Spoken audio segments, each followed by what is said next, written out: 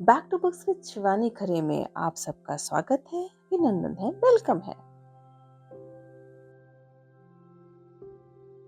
आज मैं आपके लिए एक फैंटास्टिक 2 पार्ट में पब्लिश हुई सीरीज़ के तौर पर आई किताब के बारे में बात करूंगी, जो कि मंजूर पब्लिशिंग हाउस से प्रकाशित हुई है।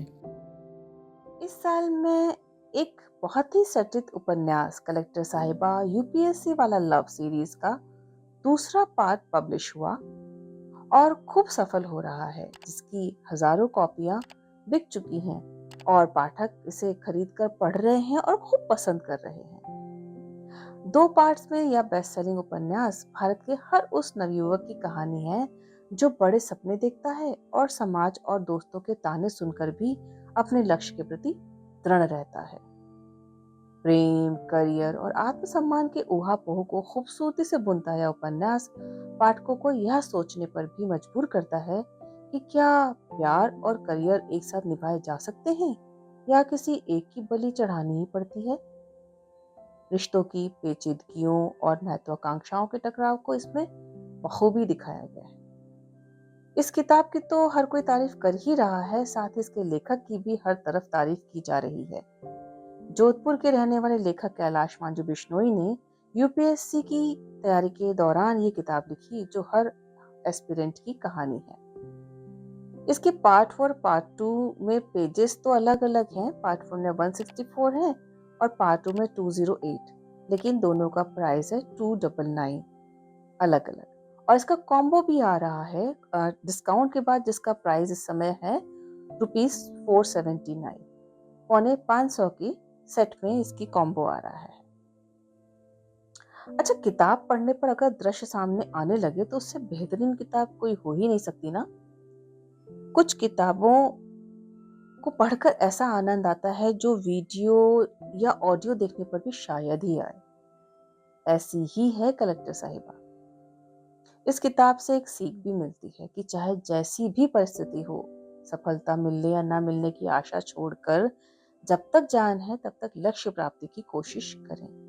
बस यह एक बहुत बड़ी सीख है, जो कि देश भर में जो इतने सारे प्रतियोगिताओं में लोग भाग लेते हैं, तैयारियां करते हैं, सालों साल लगाते हैं, वो कहीं ना कहीं कभी ना कभी निगेटिविटी का शिकार भी होते हैं, चिंताओं का शिकार होते हैं, आशंकाओं का शिकार होते हैं। उनके लिए ये किताब किसी दवा से कम नहीं है, जो बहुत ही हल्की फुल्की तरीके से आपको फोकस करने में मदद करती है और आपको एक राहत सा भी देती है।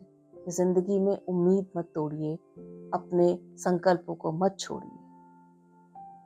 इस किताब में अब मैं आपको अपने कुछ पसंदीदा अंश दोनों पार्ट से पढ़ के सुनाऊंगी और उसके बाद आप सुनेंगे यूपीएससी वाला लव कलेक्टर साहिबा के लेखक कैलाश मांझू बिश्नोई से मेरी बातचीत भी। तो पहले मैं पार्ट 1 से आपको कुछ अंश सुना रही हूँ।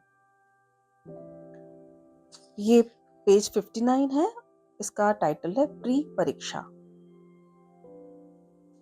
मेरा और एंजल दोनों का आईएएस प्री परीक्षा 2019 का सेंटर जयपुर था। मेरा सेंटर था महारानी कॉलेज में और एंजल का सर्वोदय स्कूल। दिन था रविवार का और तारीख थी 2 जून। प्रारंभिक परीक्षा पहला पेपर था, जो कंप्लीट होने के बाद मैंने एंजल को कॉल मिलाया। आपका पेपर कैसा हुआ है एंजल? फर्स्ट तो अच्छा हुआ है। इस हॉट मौसम में भी एक चीज सबसे ज्यादा हॉट है, पता है? मैंने कहा। क्या? एंजल, तुम। जून महीने के इस हॉट मौसम में भी ऐसा बहुत कुछ है जो बड़ा कूल है। एंजल ने नहले पे दहला कहा। कौन? गिरीश, तुम। हम दोनों खिलखिलाकर हंस पड़े। मुझे लगता है कि सूरज अपनी ही गर्मी से तड़प रहा है, लू लग गई है उसे, एंजल ने कहा। आप चाहे जितना कोस लो, सूरज को लू नहीं लगती, लेकिन इधर जरूर गर्मी से थर्मामीटर टूट रहे हैं। अच्छा, लेकिन तुम गरम तवे पर चने की तरह क्यों उछल रहे हो? उन्होंने हंसते हुए पूछा। सूरज की भी गर्लफ्रेंड होती तो उसे कंट्रोल में रखती। टेम्परेचर 45 डिग्री को पार कर गया है। इसका मतलब है कि तुम्हारी गर्लफ्रेंड है गिरीश? है भी और नहीं भी। है इसलिए क्योंकि मैं उनको गर्लफ्रेंड के रूप में देखता हूँ। नहीं, इसलिए क्योंकि मैंने अभी तक उन्हें बताया नहीं है। मैंने बौद्ध दर्शन से प्रभावित होकर दार्शनिक अंदाज में जवाब दिया। कौन है वह सौभाग्यवती?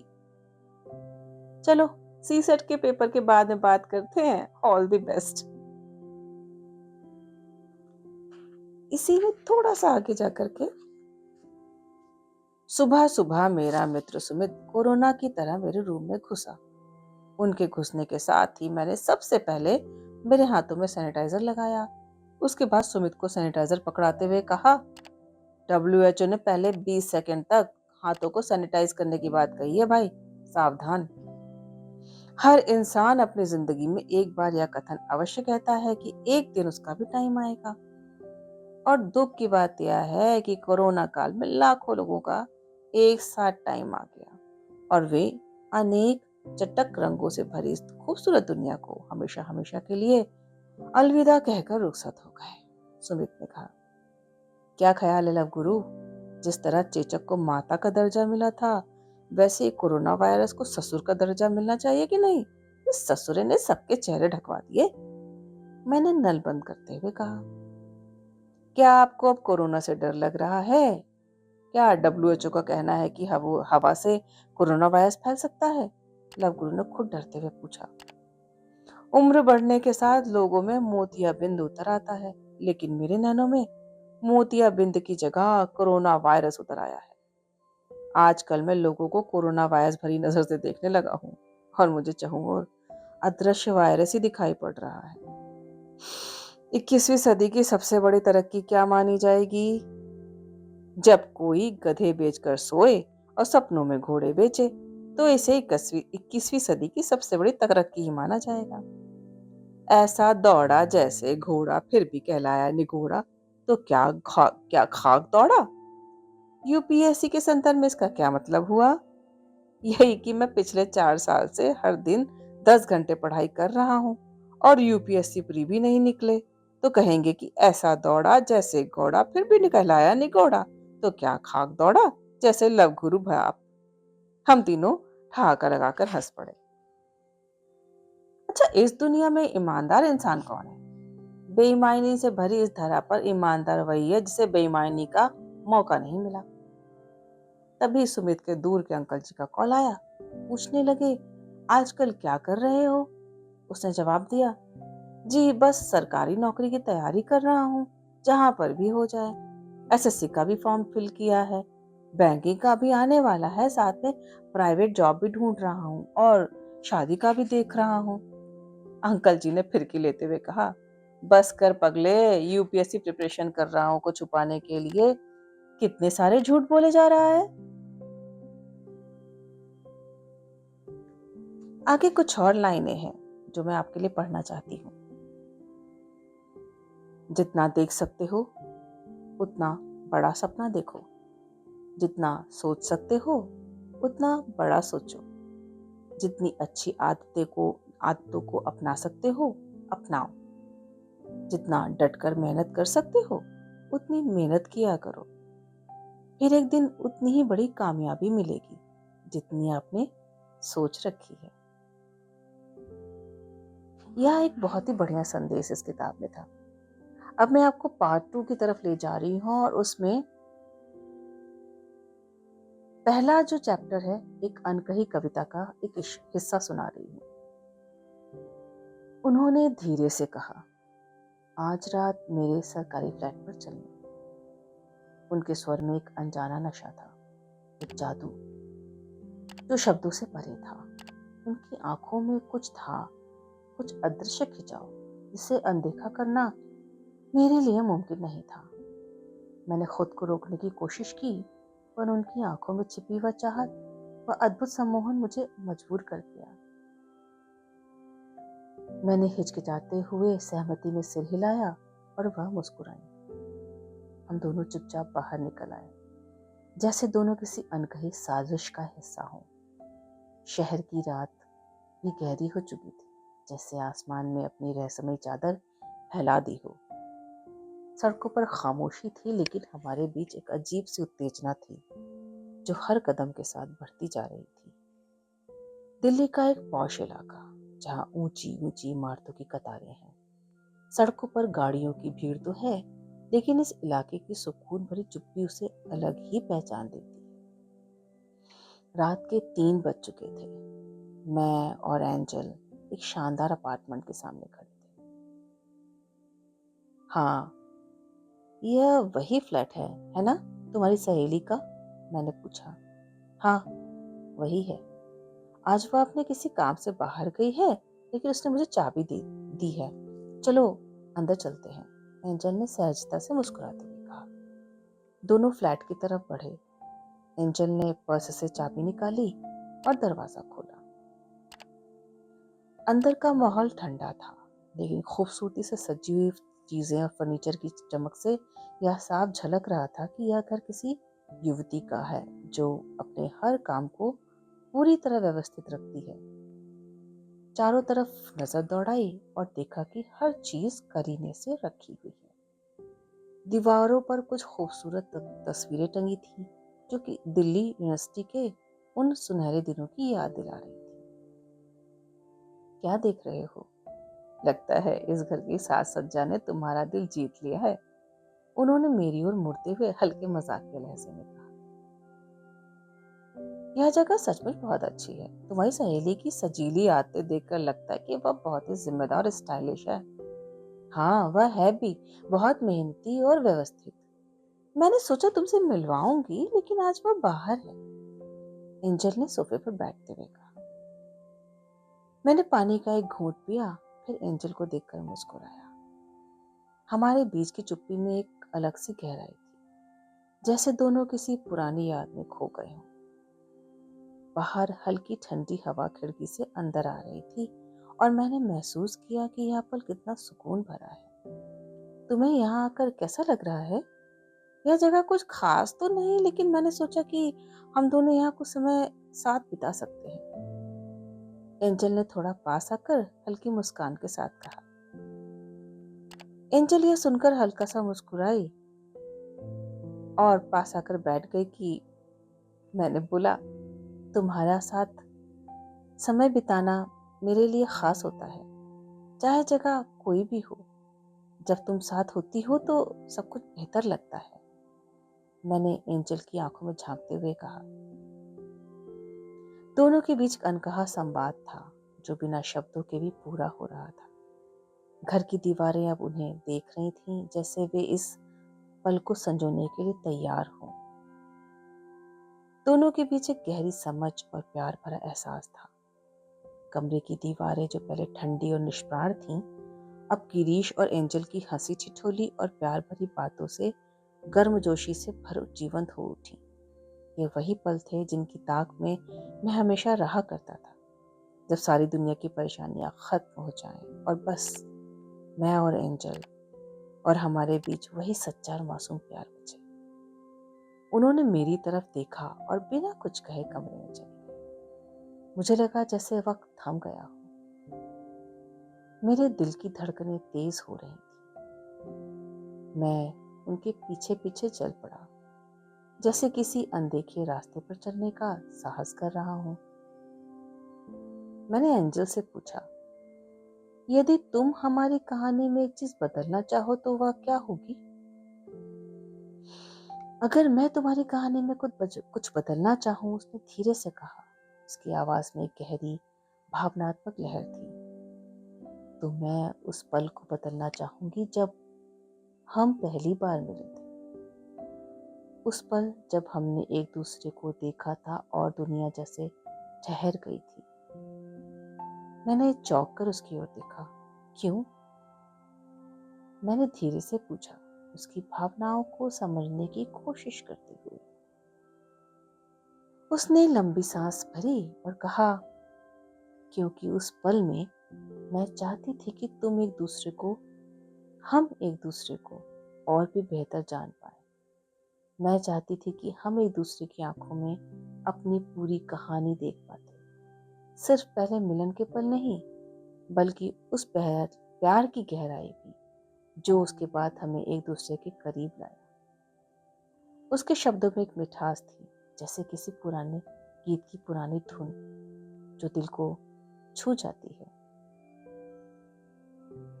तो ये कुछ अंश मेरी पसंद के आपने सुने पार्ट 1 और पार्ट 2 से।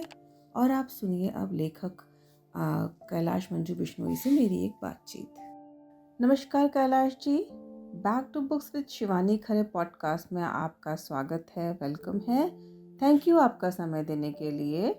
हम सवालों का दौर शुरू कर रहे हैं। मेरा पहला सवाल रहेगा, कलेक्टर साहिबा जैसी एक सफल कहानी लिखकर आपको कैसा लगा?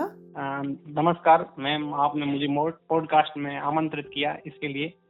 मैंने कलेक्टर साहिबा बुक लिखी और जब ये Nelson Dainik Jagran best seller रही, अमेजोन बेस्ट सेलर रही जी। तो मुझे लिखते समय तो ऐसा लगा कि मैं नायिका के साथ हर पल जी रहा हूँ, उनकी परेशानियों, उनकी खुशियों, उसके साथ आत्म संवेदनशील क्षणों को महसूस कर रहा हूँ। जी। जब पाठकों का इतना प्यार मिला तो खुशी का एहसास करना मेरे लिए अवर्णनीय है। जी। ये मेरी मेहनत और सपनों की सफलता की कहानी है। मुझे ये देखकर संतोष होता है कि कलेक्टर साहिबा किताब सिर्फ एक किताब भर नहीं रही, बल्कि ये लोगों के लिए प्रेरणा बन गई। जी हाँ, बहुत बड़ी। जो अपने सपनों को पाने के लिए संघर्ष कर रहे हैं। जी बिल्कुल। तो मैं इसी से दूसरी बात एक निकलती है कि अपनी बात लोगों तक पहुंचाने के लिए अब तो तमाम माध्यम है, तो फिर किताब लिखने का ख्याल कैसे आया और क्या आप अपने इस निर्णय से संतुष्ट हैं? देखिए, हमेशा से मैं सुनता आया रहा हूँ कि तलवारों से भी ज्यादा ताकत शब्दों की दुनिया में होती है। जी बिल्कुल। और मैंने पढ़ाई के दौरान ये महसूस किया कि जैसे भारत की स्वतंत्रता संग्राम था, आजादी के समय भी जिस तरह से पत्रकारिता ने भूमिका निभाई, साहित्य ने भूमिका निभाई, तो साहित्य समाज का दर्पण होता है और समाज की तमाम विसंगतियों को सामने लाने के लिए साहित्य का हमेशा से बड़ा रोल रहा है। और मुझे भी ऐसा लगा कि मेरे आसपास घटित होने वाली घटनाओं को अगर मैं शब्दों में डालूं तो शब्दों में दुनिया बदलने की ताकत होती है। हाँ, ये बात तो सच है। जी। जैसे ही है ना, मैंने किताब लिखी, उसमें प्रशासनिक भ्रष्टाचार के बारे में लिखा, प्रशासन और जनता के बीच में जो समाज का गैप है उसके बारे में लिखा, और आसपास जैसे कोचिंग संस्थान जिस तरह से प्रतियोगी छात्रों से लाखों रुपए की फीस लेते हैं, वो मुद्दा उठाया। तो पाठकों से बाद में मुझे जो प्रतिक्रियाएं मिली, प्रशंसाएं मिली, ये सब मुझे दिखाया कि वाकई में साहित्य समाज का दर्पण होता है। और उनके पाठकों की प्रशंसा पाकर मेरी पहली किताब ही बहुत यादगार बन गई। बिल्कुल, ये तो मील का पत्थर जैसी हो गई है। इसकी कहानी को लेकर के मेरा सवाल था कि इसकी प्रेरणा मिली कहाँ से, और ये 2 भागों में इतने बड़े स्पैन पर जो लिखी गई, तो इसके लिए कोई खास तरीका अपनाना पड़ा आपको?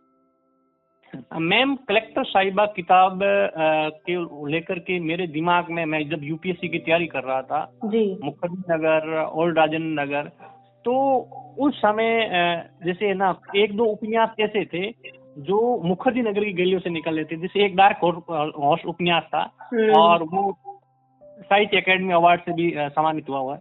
जी। तो उस दौरान थोड़ा बहुत मेरे दिमाग में शायद 10% रहा होगा कि अच्छा, इस तरह का मुद्दे पर लिख करके भी एक नोवेल लिखा जा सकता है। तो मेरे दिमाग में कुछ घटनाएं, कुछ कहानियां थी, कुछ सफलता की कहानी थी, कुछ असफलता की कहानी थी। और तो मैंने दोनों को जोड़ करके कुछ दोस्तों के आसपास जो घटित हो रही घटनाक्रम थे, कुछ सक्सेस हो गए, IAS IPS बन गए। तो मुझे ऐसा लगा कि आज भी लाखों लोगों की सपना होता है IAS IPS बनना। तो उसको लेकर के मैंने कहानी का प्लॉट चुना और एक लड़की का कल्पना बना करके मैंने इस कहानी को लिखा। ओके, तो ये मतलब इतनी रियल ये कहानी लगती है। लेकिन मुझे एक चीज और पूछनी थी कि इस किताब को लिखने के, इस कहानी को एक्चुअली लिखते टाइम पर आपको कोई किताब या फिल्म ने की याद आई, किसी ने प्रेरित किया? मैम, जैसे जरूर, जैसे है ना, हम बहुत सारी फिल्में देखते हैं, बहुत सारी किताबें पढ़ते हैं, तो उसमें जैसे कहीं ना कहीं ऐसा नहीं कि मुझे किसी विशेष किताब ने प्रेरित किया या किसी विशेष फिल्म ने प्रेरित किया, ऐसा नहीं था। जैसे कलेक्टर साहिबा बुक में लिखी, उसके बाद में 12th फेल फिल्म आई, ठीक है। तो जैसे ये 12 फेल आईपीएस पर आधारित है, एक फिल्म है, वो भी 12 फेल उपन्यास पर लिखी गई है, बनी है। 12 फेल उपन्यास पर फिल्म बनी। उसी तरह एक और उपन्यास है डार्क हॉर्स। तो यूपीएससी पर केंद्रित ये 3 बेस्ट सेलर बुक हैं। जी। और इसके अलावा भी कई बुक आई है, लेकिन हाँ, प्रेरणा जरूर 5% 10% रही होगी, लेकिन कलेक्टर साहिबा की कहानी इन दोनों से बिल्कुल अलग है। हाँ, इसमें मुझे बड़ा एक अजीब सी चीज है कि आमतौर पे लोग बहुत अच्छी सी पिक्चर दिखाते हैं। इसमें नायिका ने बहुत अलग तरह के शेड्स दिखाए, जो कि अपने आप एक चैलेंजिंग है कि बिल्कुल रियल पिक्चर हो गई है जाकर के असल में।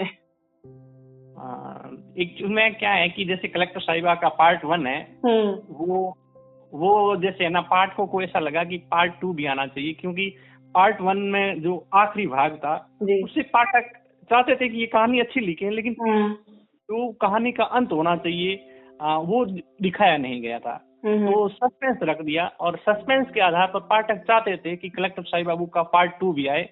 और भारी तादाद में कमेंट्स रिएक्शन आए, और उन्हीं को आधार बनाकर मैंने पार्ट 2 लिखा, और पार्ट 2 भी अच्छा है, वो रिस्पॉन्स मिल रहा है। तो ये जो एक ही साल में मतलब पार्ट 2 भी कंप्लीट हो गया, फिर ये एक अलग तरह का साल बीता होगा जरूर आपके लिए। तो कैसा रहा आपका ये साल?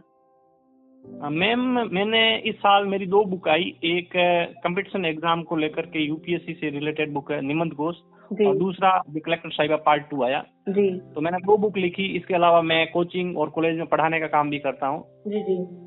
और मेरा फ्यूचर का प्लान अभी है वो एक और बुक पर मैं काम कर रहा हूँ। अच्छा। जो मार्च में आएगी।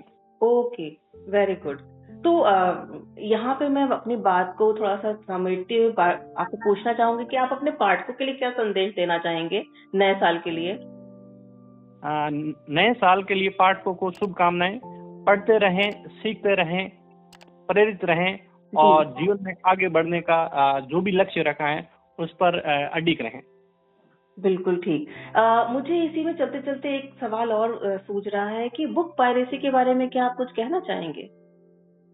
देखिए, बुक पायरेसी ऑफलाइन और ऑनलाइन दोनों जगह बुक पायरेसी एक बड़ा मुद्दा है। जी हाँ। और खास करके जो ऑनलाइन प्लेटफॉर्म है, ऑनलाइन प्लेटफॉर्म पे कुछ प्लेटफॉर्म है वो पायरेटेड बुक बेचते हैं। उसके खिलाफ अगर लीगल एक्शन लिया जाए तो काफी हद तक है वो लगाम लगाई जा सकती है। हाँ, सही बात है, क्योंकि पायरेसी की वजह से सबसे ज्यादा नुकसान जो होता है वो ऑथर्स का होता है, जो अपना पूरा शब्द और अपनी क्षमताओं, अपनी ऊर्जाओं को इसमें लगाते हैं, क्योंकि हर किसी के पास इतनी रिसोर्सेज नहीं होते हैं। तो वो आप एक कंटेंट बनाने के लिए लेखक जो सबसे ज्यादा अपना चीजें देता है, अपना एक्सपीरियंस लिखता है, वो सबसे ज्यादा मात खाता है जब पायरेटेड किताबें लोग खरीदने लग जाते हैं। तो जी, उसके बाद प्रकाशक और उसकी टीम का नंबर आता है कि हाँ, वो भी एक किताब को शेप देने में और प्रोड्यूस करने में अपना समय और अपने एफर्ट्स लगाते हैं। तो मुझे भी लगता है, और मैं इस चीज को पॉडकास्ट में बार-बार सबको कहना चाहती हूँ, और अपने ऑथर से भी इस चीज की रिक्वेस्ट करती हूँ कि वो अपने पाठकों तक ये बात जरूर पहुंचाए कि पायरेसी से बचने की कोशिश करें जितनी भी संभव हो सके। जी मैम, बिल्कुल है ना। पायरेट, मैं अक्सर सलाह भी देता हूँ कि अगर बुक कहीं खरीदनी हो तो बुक हमेशा ऐसे प्लेटफॉर्म से खरीदें जहां पर पायरेटेड बुक नहीं बिकती हो, ताकि आप लेखक को और प्रकाशक को मदद कर सकें। हिंदी साहित्य को अगर प्रोत्साहित करना चाहते हैं तो निश्चित तौर पर आपको पायरेटेड बुक, भले ही वो अगर कम रेट में मिल रही हो, तो खरीदने से बचें और लेखक और प्रकाशक को प्रोत्साहित करें। सही बात, सही बात। Thank you Kailash ji, thank you so much. और नए साल के लिए आपकी कामनाएं और आपके प्लान पूरे हों, उसके लिए बहुत बहुत शुभकामनाएं। धन्यवाद मैम। Thank you sir. तो अभी आपने सुनी लेखक कैलाश मंजू बिश्नोई से मेरी बातचीत, और यह उस एपिसोड को हम यहीं पे समाप्त कर रहे हैं। Back to books with Shivani Khare का ये एपिसोड समाप्त करते हुए आप सबको नमस्कार, जय हिंद।